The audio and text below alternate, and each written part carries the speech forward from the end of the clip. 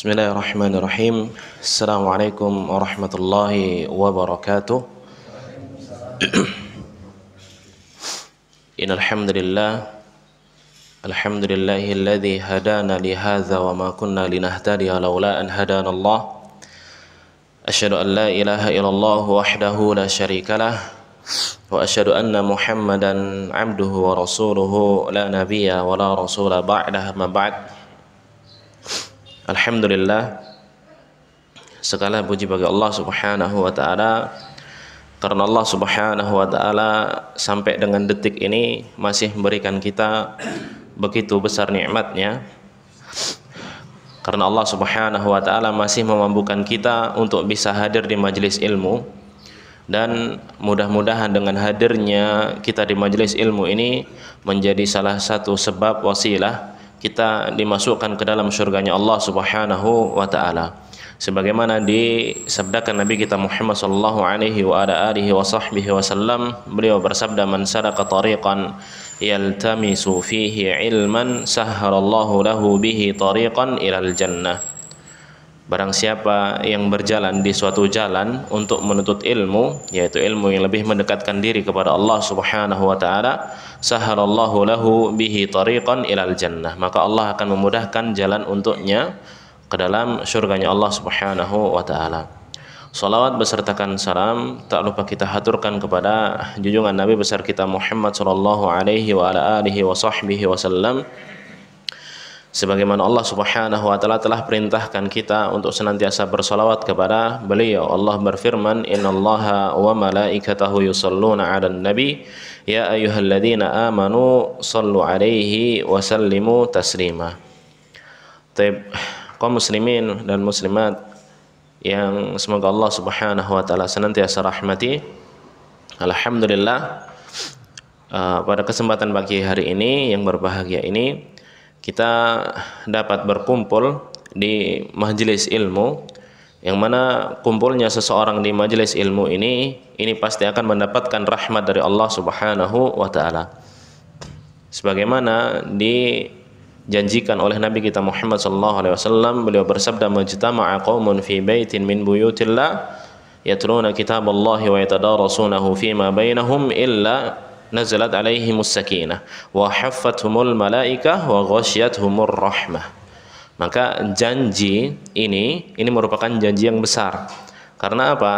Karena para malaikat juga akan mendoakan ampunan bagi orang-orang yang hadir di majelis ilmu. Dan ini merupakan fadilah yang besar, fadilah yang besar. Maka ini merupakan taufik yang Allah berikan kepada kita.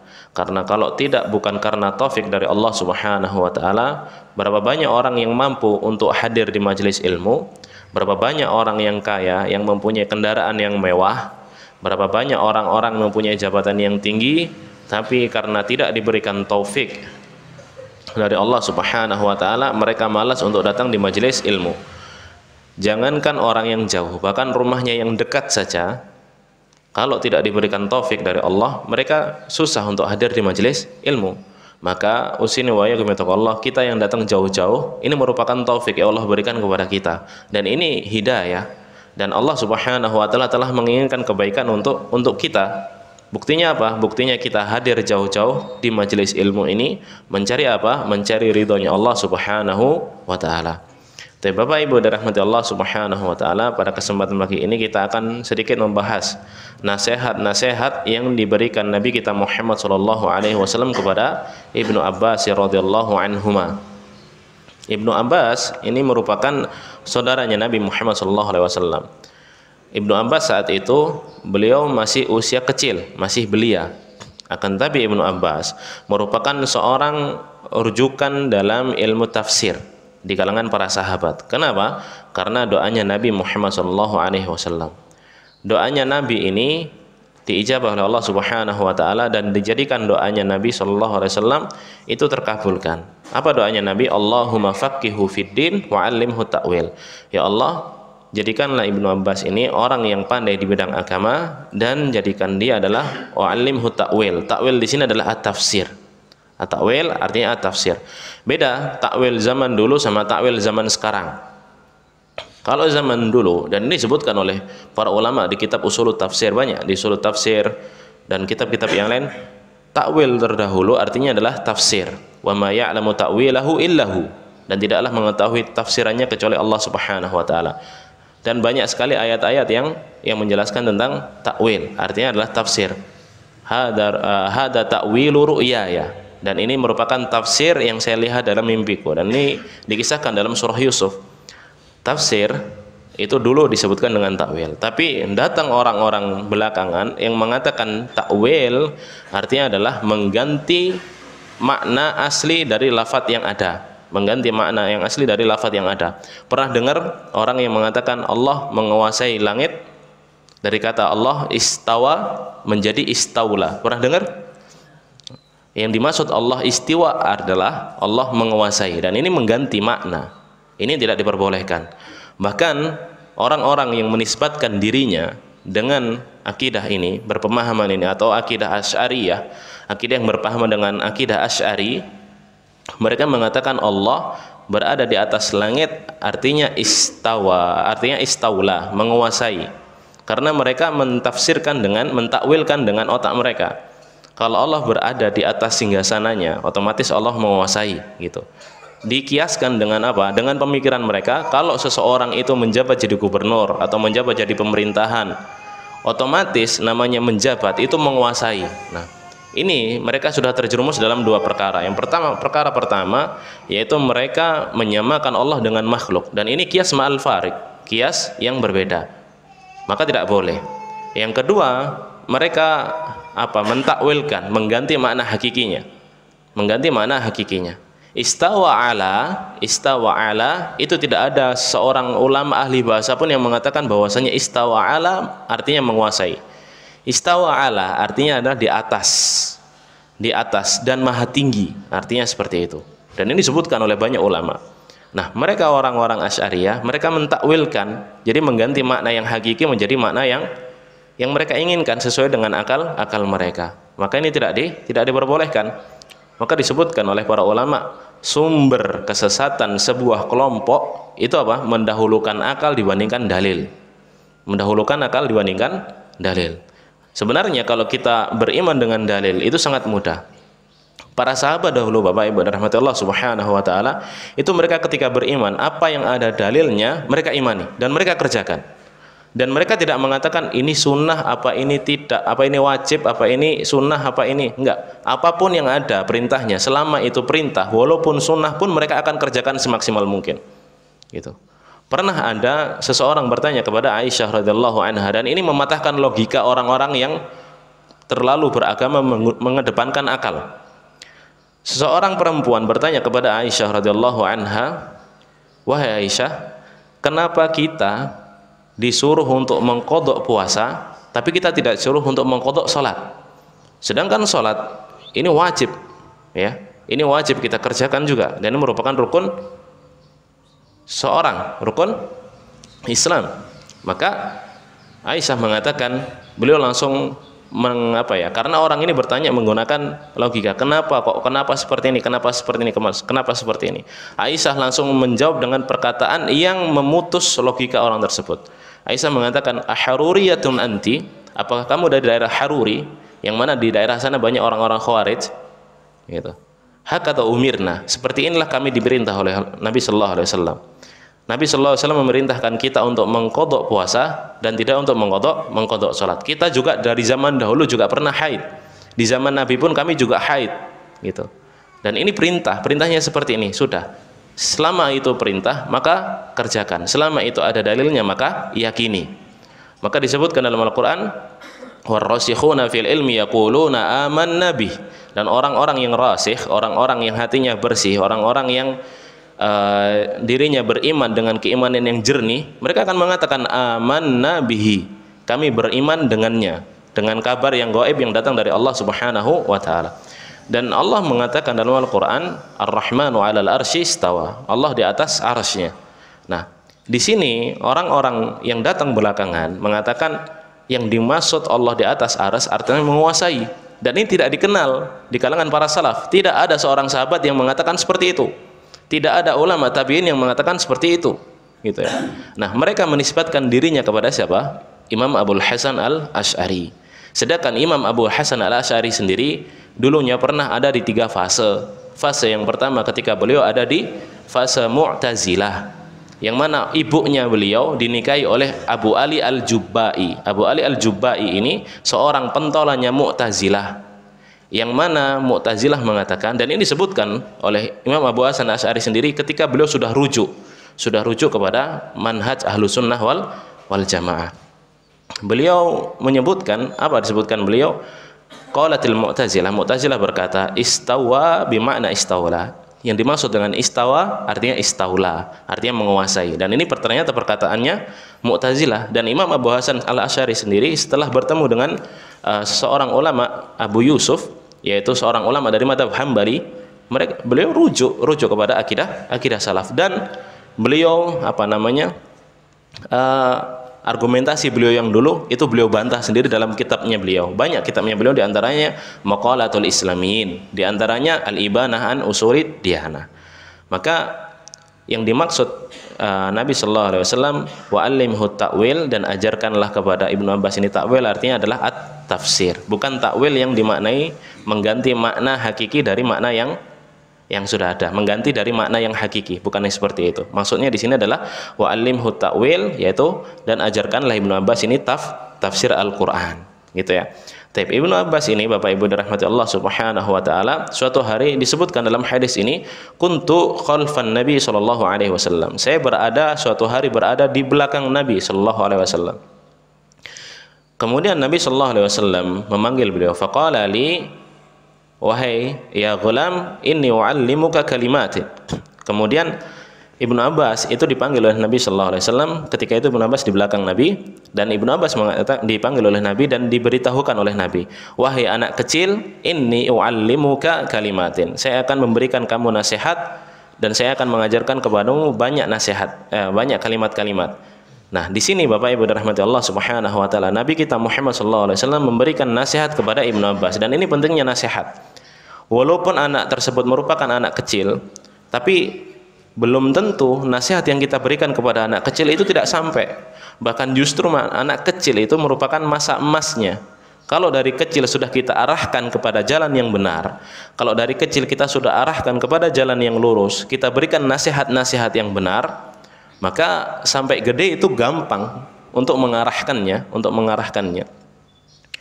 Disebutkan dalam kitab Tahdzibul Kamal fi Asma'ir Rijal, ada seorang anak kecil yang diberikan nasihat oleh ibunya, yang mana dengan nasihat ini mengganti pola pikir anak kecil tersebut.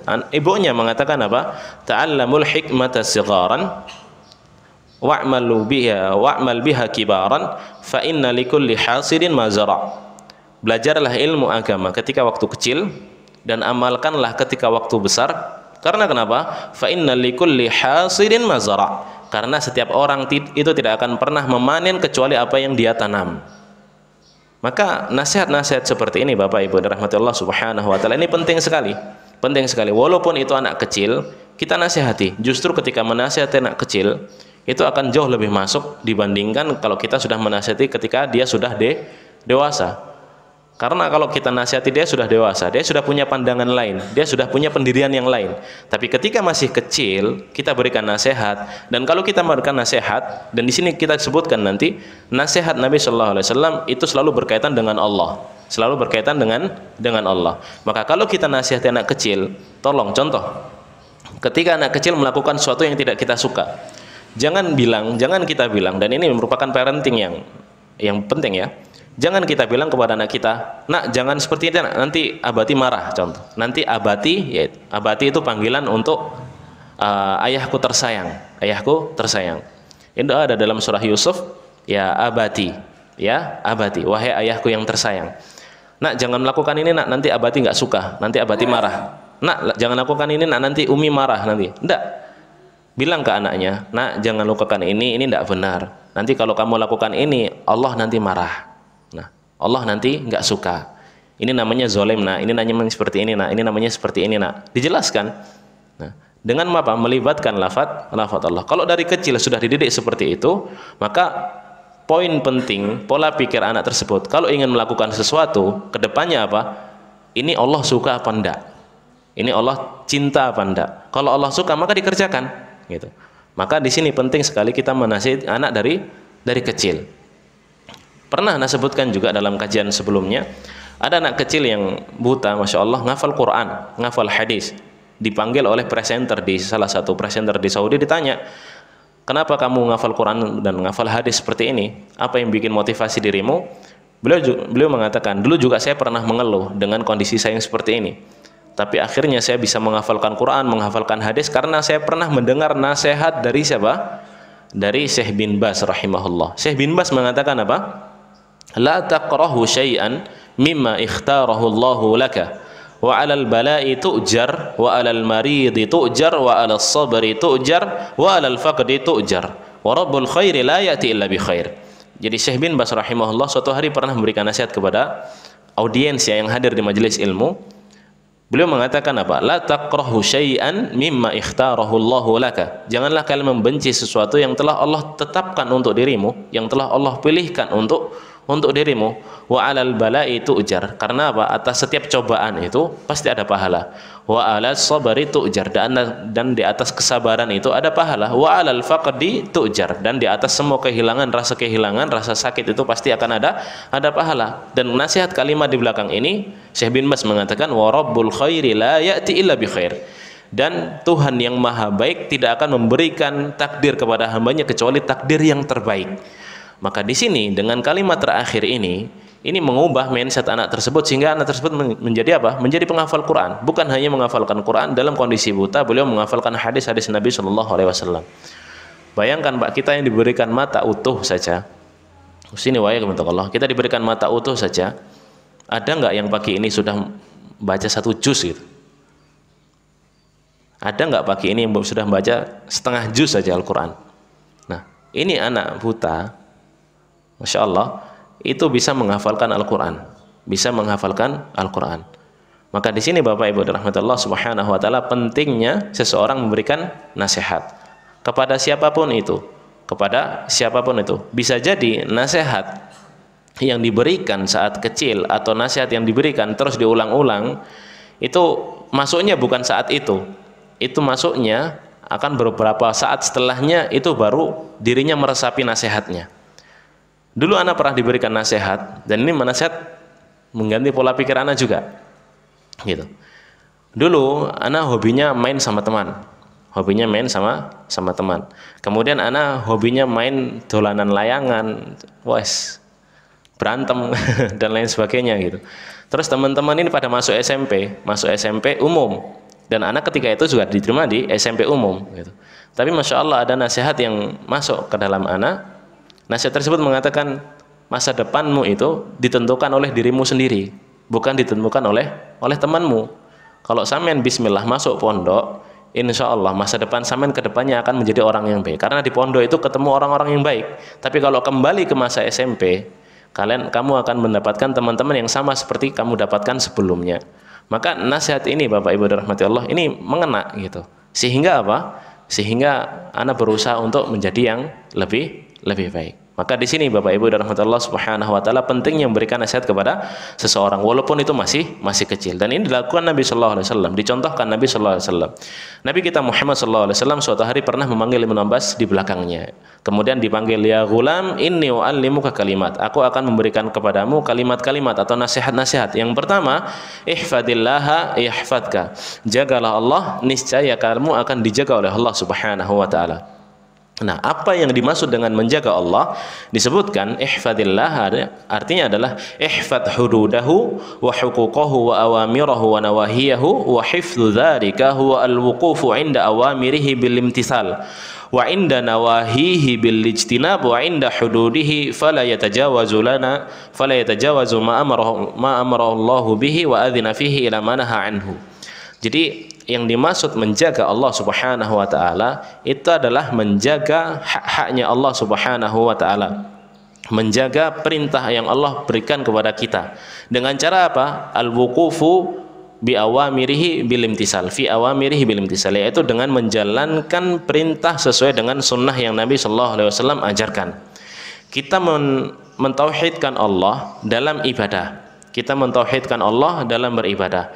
Kita tidak boleh tasyrik. Tasyrik itu menjadikan tandingan dalam ibadah kepada Allah Subhanahu wa taala. Kita memurnikan ibadah hanya kepada Allah. Ini yang pertama. Yang kedua, yaitu apa? Dengan kita melakukan perintah yang Nabi Shallallahu alaihi wasallam ajarkan. Maka dua kalimat ini, ikhlas dan mutaba'atun Nabi, ini merupakan syarat diterimanya amalan seorang hamba. Syarat diterimanya amalan seorang hamba. Dan Nabi kita Muhammad sallallahu alaihi wasallam, dan ini hadis ini dijadikan pedoman hadis oleh Imam Ahmad. Al-Imam Ahmad rahimahullah, beliau menuliskan usulul Islam ala salasati ahadis. 3 dasar landasan pondasi keislaman seseorang itu ada dalam 3 hadis ini. Pertama, hadisnya innamal a'malu binniyat. Ini hadis yang pertama yang menjadi dasar pondasi keislaman seseorang. Karena apa? Karena semua amal ibadah ini diharuskan ikhlas karena Allah Subhanahu wa taala, dan Allah berfirman, "Wa ma umiru illa liya'budullaha mukhlishina lahuddin." Gitu. Dan tidaklah mereka diperintah oleh Allah Subhanahu wa taala beribadah kecuali dengan ikhlas. Beribadah hanya kepada Allah Subhanahu wa taala. Yang kedua, Al-Imam Ahmad menjadikan dasar pondasi keislaman seorang dengan hadis ini, yaitu apa? Man amila amalan laisa alaihi amruna fahuwa raddun. Barang siapa yang mengerjakan suatu perintah yang tidak ada dasar contohnya, tidak ada dasar landasan pondasi dalil atau contoh dari para sahabatnya, maka amalan tersebut, pemahaman tersebut tertolak. Maka hadis ini merupakan hadis yang menjadi sumber keislaman seseorang, dan ini menjadikan patokan Imam Ahmad rahimahullah. Banyak sekarang orang yang mengatakan apa? Yang penting mengerjakan sesuatu, yang penting baik. Banyak yang penting baik. Nggak apa-apa mengerjakan ini, yang penting baik. Kalau tolak ukur baik, kenapa seseorang ingin melakukan sholat sunnah, contoh sholat sunnah masjid, nggak azan dulu, nggak iqomah dulu. Kalau kita pernah bertanya kepada seorang, dan dia ngeyel waktu itu, ini kan yang penting baik, Ustaz. Yang penting baik, selama ini baik, kenapa kita nggak boleh lakukan? Kenapa ini kita nggak boleh lakukan? Yang penting kan baik, kita kerjakan, dan itu kita mendapatkan pahala. Maka anak jawab, dulu pernah ada di zaman tabi'in, seseorang yang sholat qobliyah subuh itu 4 rakaat. Di zaman tabi'in, seorang yang sholat qobliyah subuh 4 rakaat. Kemudian ditanya oleh temannya, kenapa kamu melakukan ini? Nah, kemudian orang tersebut mengatakan apa? Nah, masa Allah akan mengazabku karena aku sholat? Gitu. Masa Allah akan menghukumku karena aku sholat lebih dari 2 rakaat? Gitu. Dia akan menyangka bahwasanya pekerjaan ini baik menurut dia. Padahal baik menurut dia belum tentu baik di mata Allah Subhanahu wa taala. Gitu. Maka dijawab oleh seorang ulama tabi'in, Allah tidak akan menghukummu karena salatmu, melainkan Allah akan menghukummu karena kamu menyelisihi sunnah. Karena kamu menyelisihi sunnah. Yang diperintahkan berapa rakaat? 2 rakaat. Sudah. Gitu. Maka di sini Bapak Ibu dirahmati Allah Subhanahu wa taala, ketika seseorang itu beragama ikhlas karena Allah, kemudian kedua mengikuti perintah Nabi sallallahu alaihi wasallam, ini amalan ibadah seseorang itu akan diterima. Bukan yang penting selama amalan tersebut itu baik, tapi yang kita lihat adalah baik di mata Allah atau tidak. Karena agama ini sudah sempurna. Wallahi ya ikhwan, kalau kita mengerjakan sunnah Nabi Muhammad SAW, dari kita bangun tidur sampai kita sebelum tidur saja, itu sudah berat sebenarnya. Dan itu sunnah-sunnah yang benar-benar ada landasan pondasi dalilnya. Jangan kita terlalu terfokuskan dengan pekerjaan-pekerjaan yang tidak ada dasar landasannya, gitu. Itu sungguh merugikan. Maka di sini disebutkan al-wuqufu 'inda awamirihi bil imtisal, yaitu kita mencukupkan mengerjakan dengan apa yang telah Nabi sallallahu alaihi wasallam ajarkan kepada kita. Dan disebutkan dalam Al-Qur'an, "Qul in kuntum tuhibbunallah fattabi'uni." Katakanlah kalau kalian benar-benar mencintai Allah, maka ikutilah sunnahku. Dan kata para ulama, ayat ini mengandung makna ujian. Apakah orang tersebut benar-benar beriman atau hanya sekedar klaim saja? Kalau hanya sekedar klaim saja, otomatis semua orang pasti bisa mengatakan apa? Saya mencintai Nabi, saya mencintai cucu-cucu Nabi, saya mencintai zuriyah Nabi, dan lain sebagainya. Tapi klaim yang sebenarnya, klaim yang hakiki apa? Benar nggak kita mencintai Nabi? Dengan cara apa? Dengan cara kita mengamalkan sunnahnya. Kita tidak menyelisih tata cara yang Nabi SAW telah ajarkan kepada kita.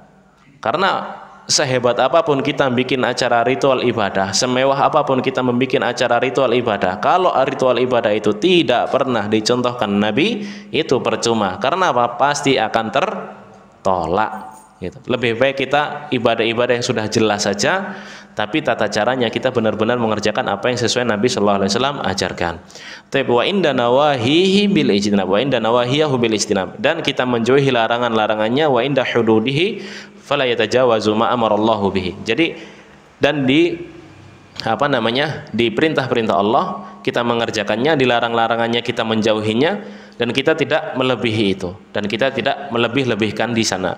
Dan orang-orang yang seperti ini, yang menjaga Allah seperti ini, adalah wahum minal hafidhin li hududillah, dan mereka termasuk orang-orang yang menjaga Allah Subhanahu wa taala, alladzina madahahumullahu fi kitabih, yang mana mereka disebut oleh Allah Subhanahu wa taala, dipuji-puji oleh Allah Subhanahu wa taala dalam Al-Qur'an.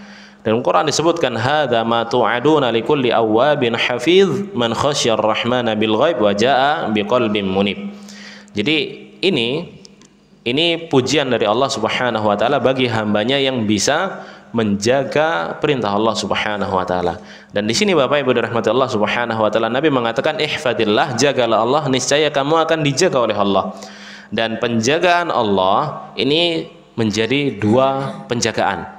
Penjagaan yang pertama, Allah Subhanahu wa taala akan menjaganya fi masalihi dunyahu, dalam kemaslahatan dunianya.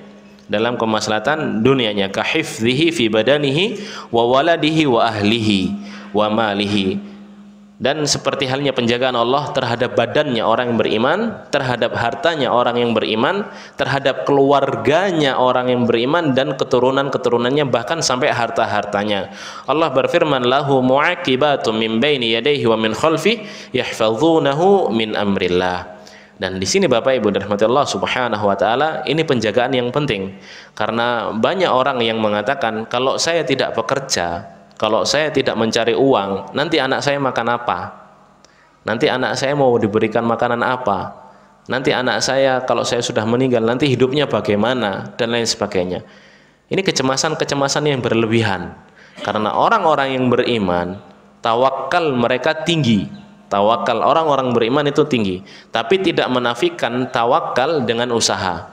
Ya. Ada namanya dalam bahasa Arab, ada namanya tawakal yang ada tasydidnya, kafnya ada tasydidnya, tawakal sama tawakul. Tawakul ay tawakal. Wawnya panjang, tawakal sama tawakal. Nah, dua ini maknanya beda. Kalau tawakal yang ada tasydidnya, artinya dia sudah berusaha semaksimal mungkin, baru setelah itu dia berdoa menyerahkan sisanya kepada Allah Subhanahu wa taala. Dia bertawakal. Makanya kalau kita menulis bahasa Indonesia bertawakal, kafnya itu dua, k-nya itu dua. Kalau bertawakal, wa-nya panjang, kal aja, itu artinya dia berserah diri tanpa ada sebab. Berserah diri tanpa ada usaha. Dan ini yang dilarang, Yang penting contoh, ada seorang nggak mau kerja, kan rezeki sudah diatur. Nggak mau kerja, yang penting aku ibadah aja, yang penting rezeki kan sudah diatur gitu. Saya pernah ngobrol sama seseorang, bukan ngobrol sih, dia malah ngajakin debat waktu itu. Ada orang yang berpikiran, dan ini Masya Allah ya, banyak di Indonesia terjadi seperti ini, masuk suatu golongan yang mana sampai di suatu golongan itu meninggalkan anak istrinya demi alasan khuruj, ya, demi alasan keluar untuk berdakwah. Banyak meninggalkan anak istrinya, sehingga anak istrinya tidak diberikan makan sampai 3 bulan, 4 bulan tidak diberikan makan, tidak diberikan nafkah batin, tapi dia berdakwah di jalan Allah Subhanahu wa taala. Alasannya seperti itu. Dan bagi mereka itu ada penetapan harinya, ada 3 hari, ada 7 hari, ada yang bahkan sampai 4 bulan, 3 bulan atau 4 bulan. Dan ini merupakan perkara-perkara yang luar biasa, karena penetapan hari untuk dakwah ini tidak dibenarkan, ya. Penetapan hari untuk berdakwah harus keluar sekian hari, harus keluar sampai 4 bulan. Bahkan mereka sampai meninggalkan anak istrinya, dan mengatakan apa? Yang penting saya sudah berusaha dakwah di jalan Allah, urusan rezeki biar Allah yang ngatur, biar Allah menjaga istri saya, biar Allah menjaga anak saya. Akhirnya apa? Akhirnya banyak dari keluarga mereka yang cerai karena suaminya keluar terus dari rumah, istri di rumahnya sama anaknya dibiarkan, tidak diberikan nafkah. Tidak diberikan nafkah. Ini tidak boleh. Allah Subhanahu wa taala mengatakan wabtaghi fima ataqallahu ad-daral akhirah wa la tansa nasibaka minad dunya. Kamu boleh berusaha untuk mencari keridhaan Allah dalam perkara akhirat, tapi jangan lupakan tentang permasalahan duniamu gitu. Kita di dunia ini Bapak Ibu dirahmati Allah, kita punya keluarga, kita punya istri, kita punya anak. Justru menafkahi anak istri kita, memberikan makanan kepada anak istri kita, memberikan nafkah batin, memberikan nafkah secara lahir kepada istri, ini wajib dibandingkan hukumnya berdakwah keluar dari rumah gitu. Karena berdakwah itu sesuai dengan porsi yang kita miliki gitu. Sedangkan orang-orang tersebut belum mempunyai kapasitas ilmu, sudah berusaha untuk berdakwah keluar dari rumahnya, meninggalkan anak istrinya. Dia meninggalkan perkara yang wajib demi perkara yang sunnah. Maka di sini Bapak Ibu dirahmati Allah Subhanahu wa taala, orang-orang yang beriman, mereka tawakalnya itu besar terhadap Allah Subhanahu wa taala. Dan mana mereka ini mengetahui kalau dirinya ini beriman, otomatis anak-anaknya ini akan dijaga oleh Allah Subhanahu wa taala, dan sangat mudah bagi Allah untuk menjaga anak-anaknya. Contoh yang lain disebutkan dalam surah Al-Kahfi, ketika itu Nabi Musa alaihi salam itu keluar bersama Nabi Khadir. Keluar dengan Nabi Khadir menemukan 2 anak yatim. Dan ketika itu Nabi Khadir melihat ada tembok yang besar, dihancurkan temboknya. Dan ternyata apa? Allah berfirman, wa kana tahtahu kanzul lahuma wa kana abuhuma salihah. Karena apa? Karena di bawah tembok yang besar tersebut Allah sudah menyiapkan kanzun. Kanzun itu harta yang banyak, kumpulan harta yang banyak yang telah Allah persiapkan untuk 2 anak yatim ini. Disebabkan apa? Wa kana abuhuma salihah. Karena bapaknya adalah orang yang saleh. Justru kalau kita terlalu berusaha menyibukkan waktu untuk kerja sampai melupakan salat, sampai melupakan ibadah kepada Allah, ini perkara yang dilarang. Allah Subhanahu wa taala berfirman, wa'mur ahlaka bis-salati wastabir 'alaiha la nas'aluka rizqan nahnu narzuquk. Dan perintahlah keluargamu untuk melaksanakan salat, wastabir 'alaiha, dan bersabarlah di atasnya. Allah menegaskan, la nas'aluka rizqan nahnu narzuquk. Kita tidak meminta rezeki kepada kalian, justru kamilah yang memberikan rezeki kepada kalian. Berapa banyak orang Bapak Ibu kerja banting tulang dari pagi sampai malam, dapatnya segitu-gitu aja. Tapi berapa banyak orang-orang yang santai kerjanya, waktu sholat. Maka kita sini Allah, kita ngelihat orang-orang Saudi, ini sebagai contoh aja ya. Orang-orang Saudi ini, mereka kerjanya sangat santai. Mereka buka toko itu paling jam-jam 10 itu paling cepat sudah. Jam 9, jam 10 itu paling cepat buka tokonya. Kalau di Indonesia pada subuh itu udah langsung buka. Masya Allah. Dan ini bagus. Nah, tapi mereka sebelum zuhur sudah tutup. Kita ke masjid dulu, sholat dulu, zikiran di sana. Setelah itu jam 1 atau setengah 2 baru buka lagi. Sebelum asar tutup lagi. Seperti itu. Mereka hidupnya santai. Tidak terlalu mengejar harta. Tidak terlalu mengejar harta. Bahkan Allah Subhanahu wa taala menegaskan dalam Al-Qur'an, walau anna ahlal qura amanu wattaqau lafatahna 'alaihim barakatim minas sama'i wal ard. Kalau seandainya penduduk suatu negeri, suatu daerah, suatu desa, suatu kabupaten, contoh amanu wattaqau, mereka beriman dan mereka bertakwa kepada Allah Subhanahu wa taala, lafatahna 'alaihim barakatim minas sama'i wal ard. Allah akan membukakan baginya keberkahan-keberkahan dari langit maupun di bumi. Maka yang di langit berkah, yang dari langit berkah, yang di bumi juga berkah. Semua usaha yang dia kerjakan berkah. Dengan cara apa? Dengan cara mereka beriman dan bertakwa gitu. Maka rezeki ini Bapak Ibu dirahmati Allah Subhanahu wa taala, ini kita boleh berusaha, tapi jangan sampai meninggalkan perkara akhirat. Kita mencari rezeki dunia untuk apa? Untuk menjadi wasilah kita bisa lebih dekat kepada Allah Subhanahu wa taala. Ini penjagaan Allah yang pertama, yaitu Allah akan menjaga dirinya, keluarganya, anak-anaknya, bahkan keluarganya dari perkara dunianya. Dan Allah Subhanahu wa taala mengabarkan juga kepada orang yang ingin dicabut nyawanya, ruhnya, ketika seorang ingin dicabut. Maka ketika ruh seseorang ingin dicabut itu, yang datang bukan hanya satu malaikat, ada banyak malaikat yang datang. Ada kanan kiri malaikat yang membawa kain kafan, di atas kepalanya ada malaikat pencabut nyawa yang ingin mencabut nyawanya gitu. Nah, ketika seorang ingin meninggal, yang mana orang tersebut adalah orang yang beriman kepada Allah, kemudian beramal soleh dan istiqomah di atas keimanan dan amal soleh tersebut, maka ketika orang tersebut meninggal apa? Malaikat akan mengatakan, alla takhafu wa la tahzanu. Janganlah kalian takut dan janganlah kalian bersedih. Disebutkan dalam tafsir Ibnu Katsir dan tafsir-tafsir yang lainnya, alla takhafu, apa yang kalian takutkan, ala ma qaddamtumuhu min amril akhirah, tentang apa yang telah Allah persiapkan dari perkara akhirat. Wala tahzanu, dan jangan kalian bersedih tentang apa? Ala ma taraktumuhu min umuri dunya, dengan perkara-perkara yang kalian tinggalkan dari perkara dunia, dari anak kalian, dari keluarga kalian, dari istri kalian dan lain sebagainya. Karena orang yang beriman itu pasti akan dijaga keluarganya oleh Allah Subhanahu wa taala. Berapa banyak orang yang kaya, usini wa iyyakum bittaqullah, yang menyekolahkan anaknya tinggi-tinggi, tapi ketika sudah tua orang tuanya malah dibuang. Tapi ketika sudah tua orang tuanya sakit malah acuh tak acuh. Bahkan sampai meninggal pun anaknya saking sibuknya tidak bisa mengurus orang tuanya. Tapi usini wa iyyakum bittaqullah, berapa banyak orang yang biasa-biasa saja dari segi ekonomi, tapi ketika orang tuanya sakit, dia bisa menemani orang tuanya, bisa berbakti kepada orang tuanya, dan ini sungguh kemuliaan, sungguh kemuliaan. Dan seseorang yang merawat orang tuanya di masa tua dengan penuh keikhlasan, ini tidak akan didapatkan kecuali dari anak-anak yang saleh. Dengan apa pendidikan anak-anak soleh? Pendidikan anak-anak soleh dididik dari kecil dengan keimanan. Maka di sini Bapak Ibu dan rahmatullah Subhanahu wa taala, kalau kita bisa berhasil mendidik anak kita, bisa berhasil mendidik istri kita, ini merupakan aset tertinggi yang kita punya. Aset yang tertinggi yang kita punya. Ini penjagaan pertama. Penjagaan yang kedua disebutkan oleh para ulama, artinya adalah seseorang itu dijaga dalam perkara akhiratnya, sehingga dirinya diistiqomahkan dalam ibadah, dirinya diberikan taufik untuk mengikuti sunnah Nabi Shallallahu Alaihi Wasallam, kemudian dirinya diwafatkan dalam keadaan iman seperti itu, diwafatkan dalam keadaan iman. Maka ini merupakan penjagaan Allah terhadap hambanya.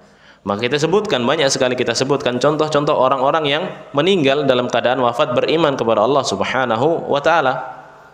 Pernah kita sebutkan juga meninggalnya Abu Zur'ah Ar-Razi, yang mana ketika meninggal beliau mengucapkan la ilaha illallah. Padahal lafaz hadisnya Nabi sallallahu alaihi wasallam bersabda, man kana akhiru kalamihi la ilaha illallah dakhalal jannah, dia masuk surga. Dan Abu Zur'ah Ar-Razi ketika melafadzkan la ilaha illallah berhenti di huruf ha-nya, beliau meninggal. Padahal lanjutan hadisnya apa? Dakhalal jannah. Ini penjagaan Allah dalam perkara akhiratnya, sehingga orang tersebut diwafatkan bil iman, diwafatkan dengan keimanan, dan dia akan dimasukkan ke dalam kenikmatan dan dimasukkan ke dalam surganya Allah Subhanahu wa taala. Yang kedua, Nabi Muhammad sallallahu alaihi wa ala alihi wasallam, beliau bersabda kepada Ibnu Abbas, memberikan nasihat yang kedua. Nabi mengatakan, ihfadillaha tajiduhu tujahaka. Jagalah Allah, niscaya kamu akan mendapati Allah ada bersama dirimu, berada di depanmu. Artinya adalah anna man hafidha hududallahi wa ra'a huquqahu wajadallaha ma'ahu fi kulli ahwalihi haitsu tawajjaha bi hudutihi wa yansuruhu wa yahfadhuhu wa yuwaffiquhu wa yusaddiduhu. Innallaha ma'al ladzina taqaw wal ladzina hum muhsinun. Jadi yang dimaksud kamu akan mendapati Allah akan ada bersama dirimu, ini adalah kebersamaan Allah bukan secara zat, tapi secara keilmuan Allah Subhanahu wa taala. Kalimat ma'a, bersama, ini tidak melazimkan harus bersama dengan zatnya. Maka disebutkan dalam Al-Qur'an, wa huwa ma'akum ainama kuntum, dan Allah bersama kalian dimanapun kalian berada. Ada sebagian kelompok yang mengatakan Allah itu berada di mana-mana berdasarkan ayat ini. Wa huwa ma'akum ainama kuntum, Allah berada di mana-mana. Padahal tidak ada seorang sahabat yang memaknai seperti itu. Justru para ulama memaknainya apa? Wa huwa ma'akum ainama kuntum, Allah bersama kalian dimanapun kalian berada. Ini secara keilmuan Allah, secara penguasaan Allah, secara pengawasan Allah. Karena Allah Subhanahu wa taala Maha mengawasi semua yang ada di langit, dan Allah Subhanahu wa taala mempunyai sifat alim. Alim adalah Maha mengetahui, ya'lamu kulla syai'. Allah mengetahui segala sesuatu. Dalilnya apa? Allah mengatakan wa anallaha qad ahata bi kulli syai'in ilma. Allah Subhanahu wa taala telah mengelilingi segala sesuatu dengan ilmunya.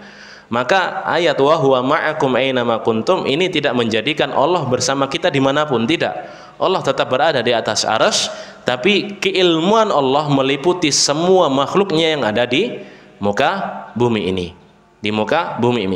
Contoh yang lain, di sini juga disebutkan kalimat ma'iyatullah, Ma'iyatullah khassah hiya al-madhkurah fi qaulillahi ta'ala li Musa.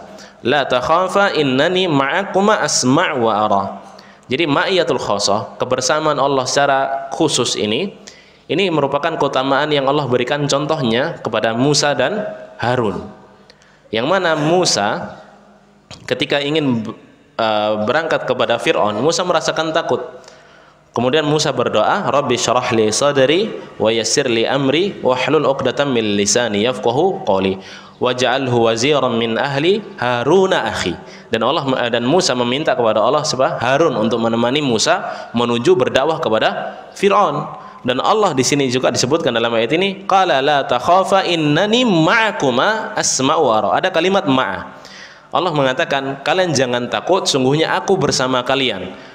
Kalimat bersama di sini bukan secara zat, ingat ya, bukan secara zat. Bukan berarti Musa, Harun sama Allah berangkat ke Fir'aun, enggak.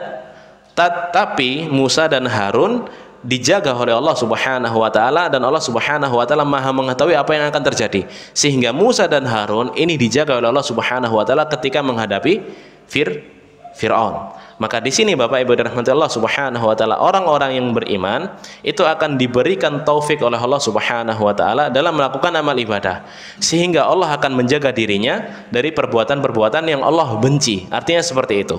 Maka di sini kalau seseorang menjaga perintah Allah, maka Allah Subhanahu wa taala akan menjaga dirinya dari apa yang Allah benci. Ini nasihat yang kedua.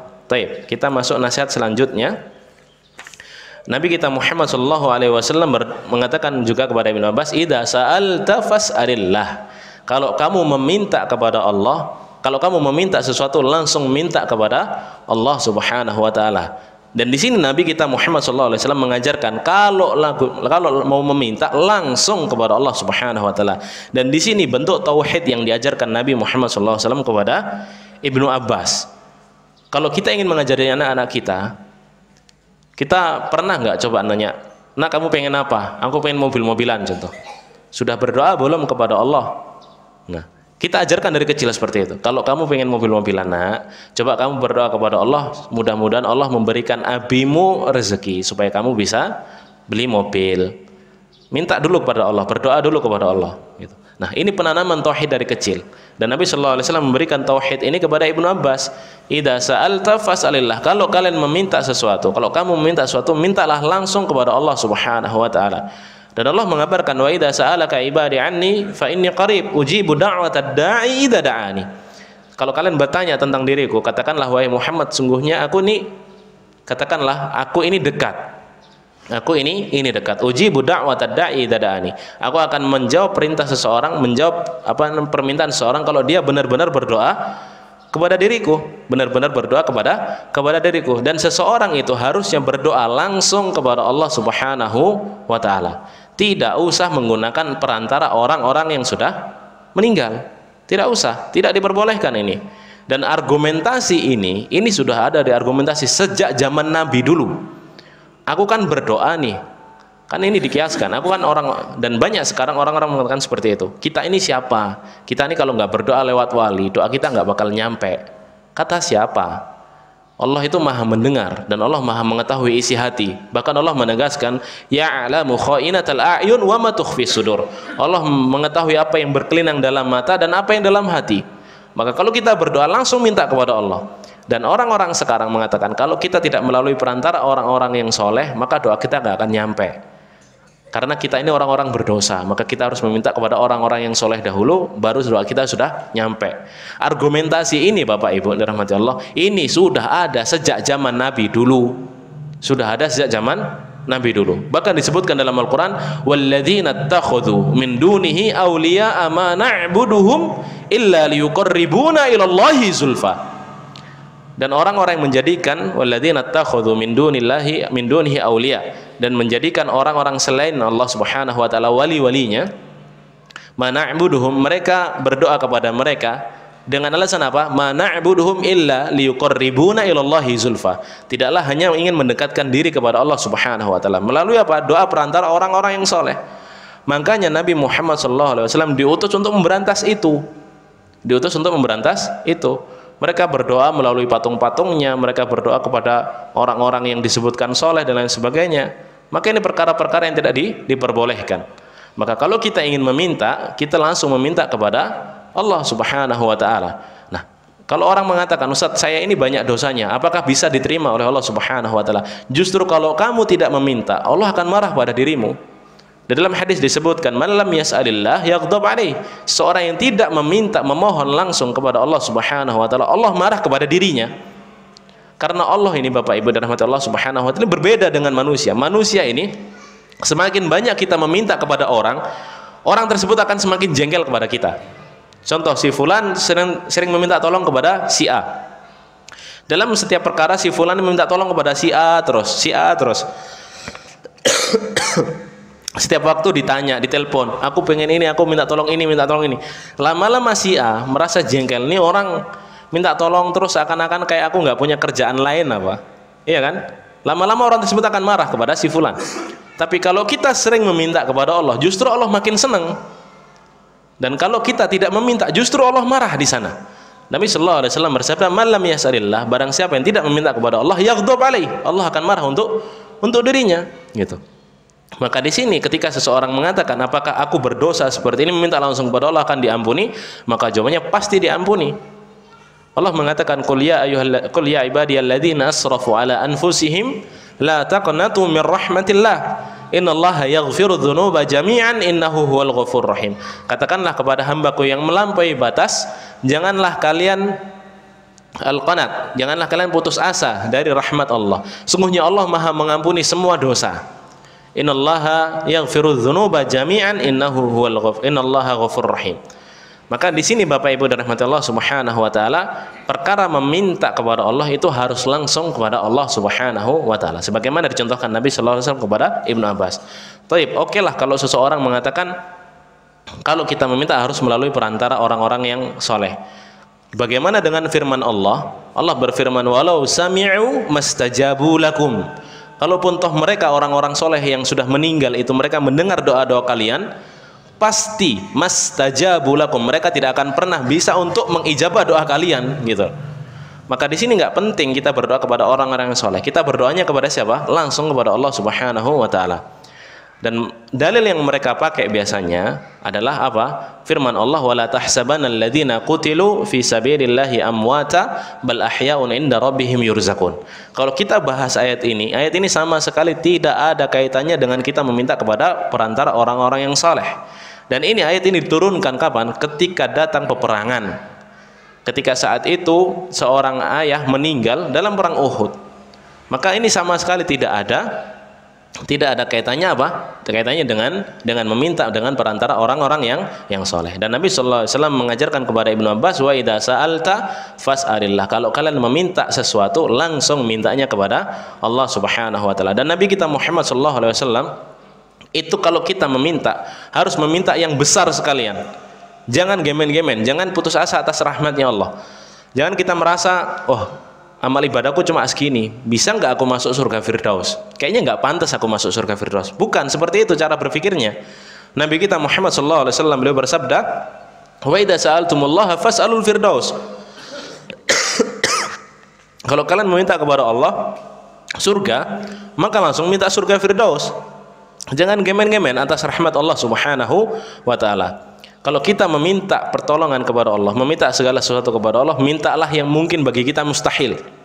Mungkin bagi kita mustahil. Tapi mungkin bagi Allah itu sangat amat mudah dikerjakan. Maka di sini Bapak Ibu dan rahmatullah Subhanahu wa Ta'ala, kita kalau ingin meminta kepada Allah Subhanahu wa Ta'ala secara langsung. Yang kedua, cara bagaimana kita meminta agar doa kita cepat dikabulkan. Yang pertama, Allah Subhanahu wa Ta'ala berfirman, walillahil asmaul husna fad'uhu biha. Allah itu mempunyai nama-nama yang maha indah, maka berdoalah dengan nama-nama tersebut. Kalimat ayat ini Allah mengatakan walillahil asmaul husna, nama-nama yang maha indah. Al-husna, kalau kita belajar bahasa Arab ada namanya hasan. Hasan itu artinya adalah baik. Jamaknya dari baik artinya ahsan, artinya yang lebih baik. Tapi al-husna ini jamak dari al-ahsan, jamak dari yang terbaik. Jadi yang maha baik ini tidak ada nama yang lebih baik lagi dibandingkan ini, yaitu apa? Nama-nama Allah Subhanahu wa taala. Fad'uhu biha, dan berdoalah dengan nama-nama itu. Kalau kita meminta rezeki, contoh, ya Razik, wahai Allah yang maha memberikan rezeki, kita rayu Allah dengan nama-nama Allah. Makanya banyak sekali hadis-hadis Nabi sallallahu alaihi wasallam yang mereka meminta kepada Allah.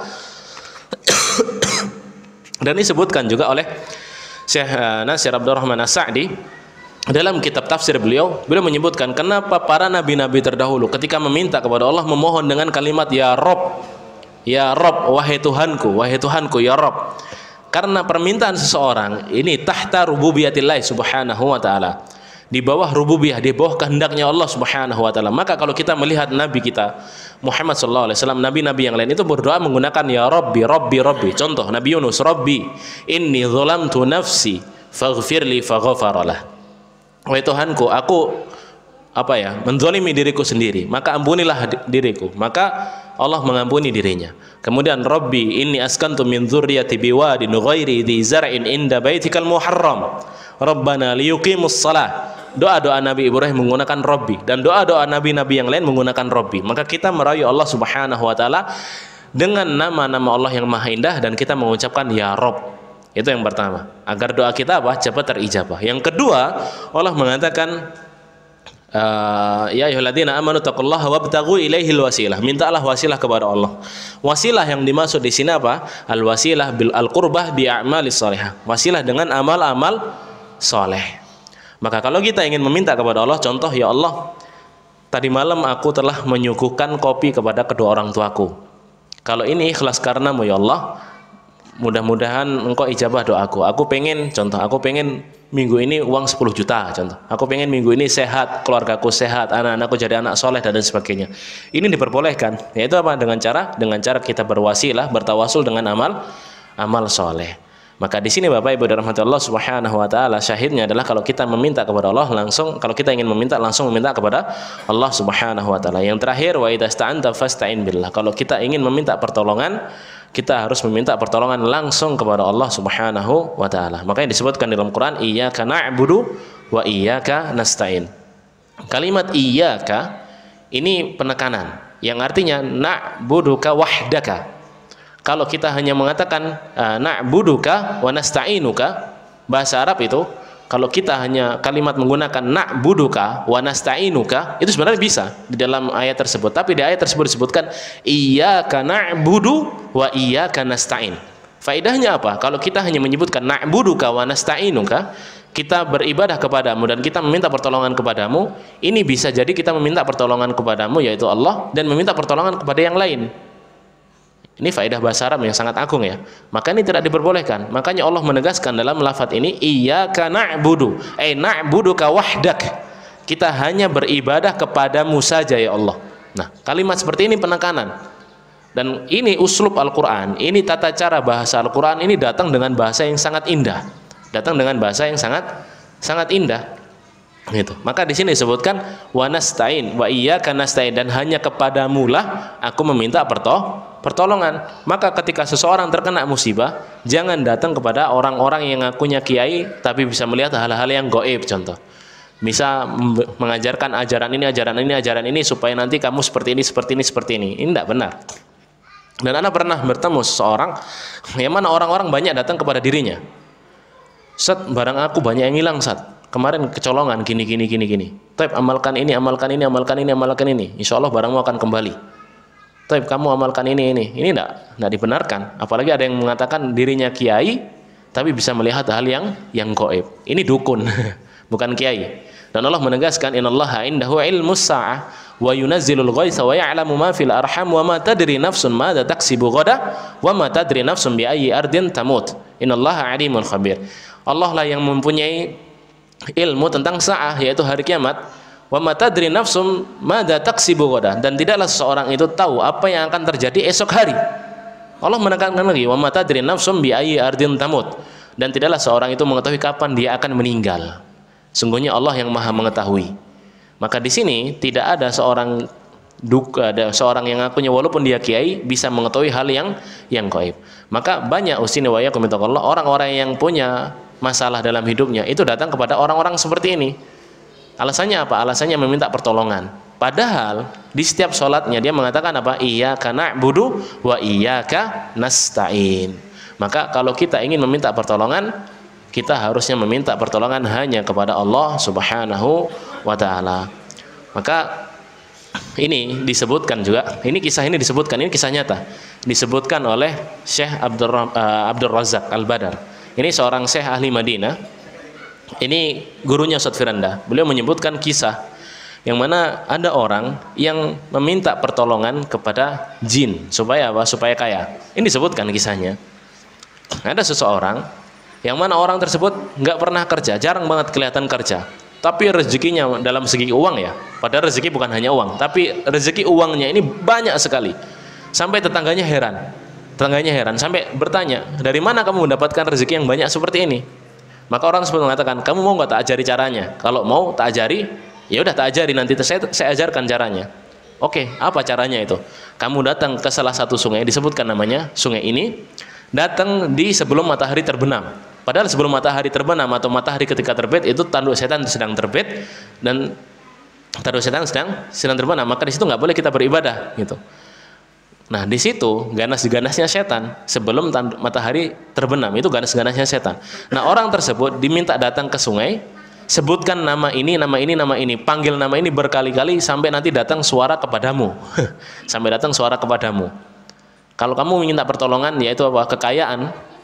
Minta pertolongan kekayaan kepada Allah secara ini, dengan cara ini katanya.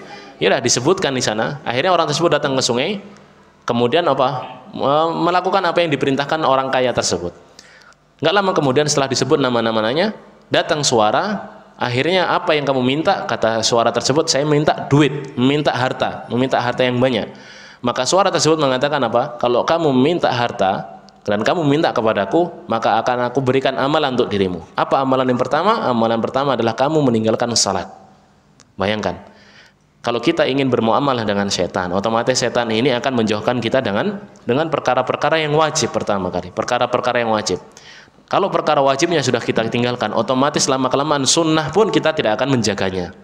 Maka berapa banyak orang yang dirinya punya kekuatan, tapi banyak pantangannya, nggak boleh ketemu inilah, nggak boleh makan inilah, nggak boleh makan ini, supaya nanti masih bisa gini dan lain sebagainya. Bahkan dulu saya pernah ketemu dengan seseorang yang mana orang tersebut punya kekuatan, dirinya di Ponorogo, rumahnya di Mataram, tapi dia bisa menjaga rumahnya dari maling. Dengan cara apa? Dengan cara bantuan setan. Dia cerita sendiri. Dan ketika mendengarkan ayat Quran, dia sering sekali kesurupan. Dengarkan Quran, lantunan ayat Quran, dia sering sekali kesurupan. Bahkan dia sampai nggak betah dari pondok, dia pulang akhirnya. Ternyata setelah anak tanya-tanya sebelum dia pulang itu, dia cerita, dia dulu bisa punya ilmu bela diri. Kalau orang mau dekat dari dia jarak jauh, orang tersebut terpental. Bahasanya seperti itu. Kalau ada orang yang menyakiti keluarganya, dia sudah tahu nih orang yang pengen menyakiti keluarganya dari fulan, jaraknya jauh, bisa dikirim balik santetnya, istilahnya kayak gitu. Amalannya apa? Amalannya setiap waktu sholat dia tinggalkan, malam hari dia minum darah ayam masih segar. Nah, seperti ini. Maka kalau kita bermuamalah dengan setan, otomatis setan akan menjauhkan kita dari perkara-perkara yang Allah perintahkan. Nah, akhirnya singkat cerita orang tersebut dia mengatakan apa? Wallahi innaka syaitan. Sungguh demi Allah kamu adalah setan. Saya tidak akan mematuhimu. Orang tersebut balik lagi ke orang yang kaya tadi. Ternyata orang yang kaya tadi sudah standby depan rumahnya. Akhirnya pas baru datang orang tersebut, orang kaya langsung memarahi orang tersebut. Katanya kamu pengen kaya, tapi ternyata kayak gini, kamu ini gimana dan lain sebagainya. Maka orang tersebut mengatakan, kalau ini caranya supaya kamu kaya, maka demi Allah saya tidak ingin kaya sepertimu. Karena apa? Kamu muamalah dengan setan. Maka di sini Bapak Ibu rahmatullah subhanahu wa taala, kalau kita meminta perlindungan, kita harus meminta perlindungan hanya kepada Allah subhanahu wa taala. Mungkin ini yang bisa Anda sampaikan, wallahu taala alam. Gimana Ustaz? Mau ada tanya siapa tahu?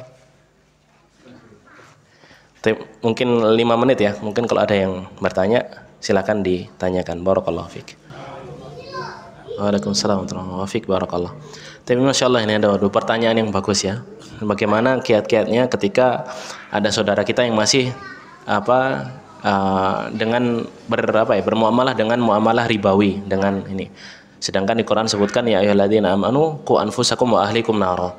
Jadi begini Bapak Ibu rahmatullah subhanahu wa taala, Di Quran sebutkan ya ayyuhalladzina amanu qu anfusakum wa ahlikum nara, yaitu jauhkanlah diri kalian dan keluarga kalian dari api neraka, dan ini kita berusaha semaksimal mungkin. Maka Allah mengatakan fattaqullaha mastata'tum, bertakwalah kalian semaksimal semampu kalian. Nah, kalau ada saudara kita yang masih terjerat dengan muamalah ribawi, maka pertama kita ingatkan bahwasanya ini riba ini dosanya besar. Yang pertama, dosa riba artinya dirinya diperangi oleh Allah Subhanahu wa taala. Fa'dzanu biharbin minallahi wa rasulih. Dalam surat Al-Baqarah disebutkan, maka berikanlah izin untuk orang tersebut untuk diperangi oleh Allah dan Rasulnya. Kalau kita diperangi orang tua saja, dimusuhi bapak ibu, kalau kita dibenci bapak ibu, itu sudah tidak bisa tidur, sudah mau makan pun udah gak enak, kemana-mana kepikiran, kok orang tua kok kesel banget kayak aku, padahal gini, apa aku anak yang gagal dan sebagainya. Akhirnya dirinya terlalu overthinking dan dirinya malah memikirkan perkara-perkara yang seharusnya tidak dipikirkan gitu. Dan dimusuhi seorang bapak aja, seorang ibu saja, itu sudah sangat beban bagi kita. Apalagi kalau dimusuhi oleh Rasul dan Allahnya langsung, yaitu dosa riba. Ini berarti dosa yang sangat besar. Bahkan di antara dosa riba itu seperti menzinahi ibu kandung sendiri. Bayangkan besarnya dosa riba, seperti menzinahi ibu kandung. Ini di antara dosanya. Maka tugas kita yang pertama adalah mengingatkan. Ini yang pertama, mengingatkan dan menyampaikan bahwasanya ini perkara yang tidak boleh dikerjakan berkaitan dengan riba. Yang kedua, kita mendoakan. Karena yang tidaklah seseorang itu berbolak-balik hatinya kecuali Allah yang membolak-balikan hati orang tersebut. Maka tugas kita selain menasihati dengan kebaikan, kita coba datangkan orang ketiga, mungkin dari tokoh agama, dari orang ustadz yang dia hormati. Karena kita menasihati orang tua yang lebih tua dibandingkan kita, itu butuh seseorang yang beliau segani, biasanya seperti itu. Maka kita hadirkan ustadz atau hadirkan kiai untuk memberikan nasihat yang baik kepada orang tua. Yang ketiga, kita mendoakan mudah-mudahan bisa berubah dan terlepas dari perkara ribawi. Ini mungkin kiatnya.